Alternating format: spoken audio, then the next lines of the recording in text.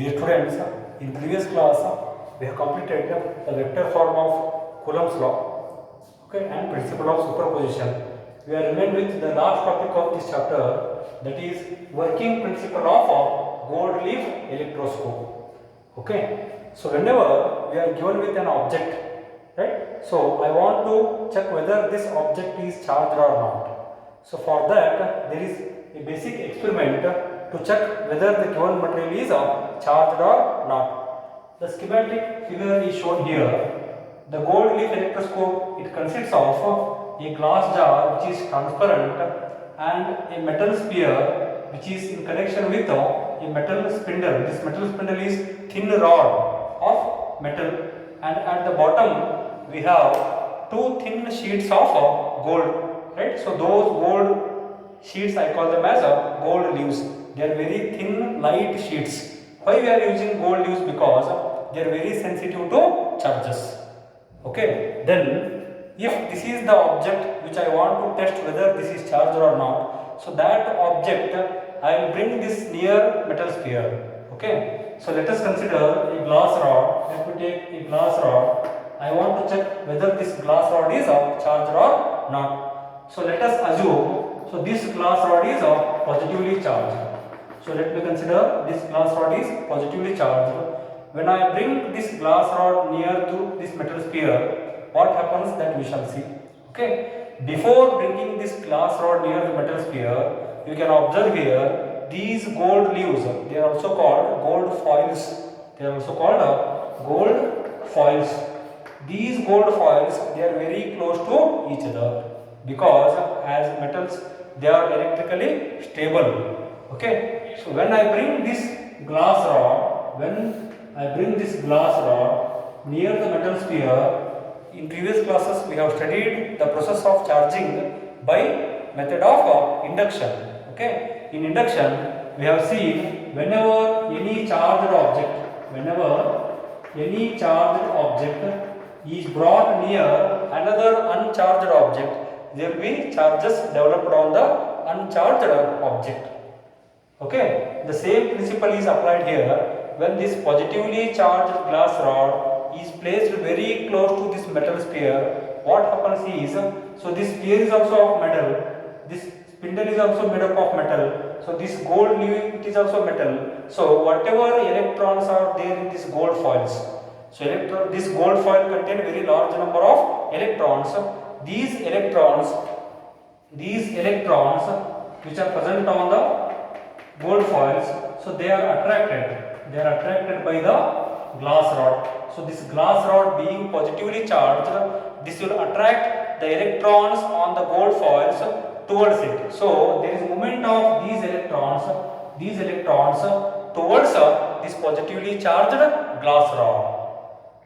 Okay, so we have seen whenever there is transfer of electrons from any metal, so by losing the electrons, those metal, so here we are considering gold foils, so these gold foil get positively charged.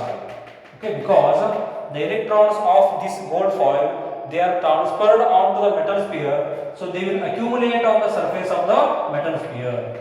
So they are attracted by the glass rod, but they cannot move on to the glass rod because it is placed a little bit away. There is no physical contact between glass rod and metal sphere. So these electrons of the gold foils, they will move towards the glass rod and they will accumulate on the surface of a metal sphere. So when these gold foils or gold leaves lose the electrons, they become positively charged. Whatever number of electrons they have lost, same number of positive charges will be developed on the gold foils. And we have also seen like charges repel each other. So this gold leaf A, this gold leaf B, both are positively charged. Since they are positively charged, there must be some repulsive force acting between them. So they will try to move away from each other. Even though I have shown lines, but they actually represent gold sheets. Okay, so depending on the magnitude of positive charges developed on those A and B gold leaves, there will be deflection between A and B, and the magnitude of this deflection, The magnitude of this deflection depends on the number of electrons which are transferred from this gold leaves to metal sphere. And this number of electrons movement that depends on the charge present on the glass rod. Okay, then let us consider what happens if this glass rod is not charged. Right? So if this glass rod is not charged, there is no attraction of these electrons towards a glass rod and there is no deflection of the gold leaves. Gold leaves will remain as they were. Okay. Similarly, what happens if the glass rod is negatively charged? Let us consider another case. Initially, this A and B gold foils are close to each other, right? So this is the container, this is the glass container. Okay. What happens if I bring negatively charged glass rod here? Again, let us consider this glass rod is negatively charged. So when this glass rod is negatively charged, the electrons which are in the metal sphere, the electrons of this metal sphere, they are repelled, they will get repelled because of this negatively charged glass rod. This glass rod is also negative, these electrons also have the charge of negative. So there is repulsion of these electrons and they will accumulate on the surface of the gold leaves. When there is accumulation of these electrons on the gold leaves, again, since they are like charges, there is repulsion between these gold leaves A and B. Okay, so they will try to move away from each other. There is again deflection between these gold foils A and B. And this deflection again depends on the magnitude of the charge present on the glass rod. If this is more negatively charged, there is more repulsion of these electrons, there is more deposition of electrons on the surface of the gold foils.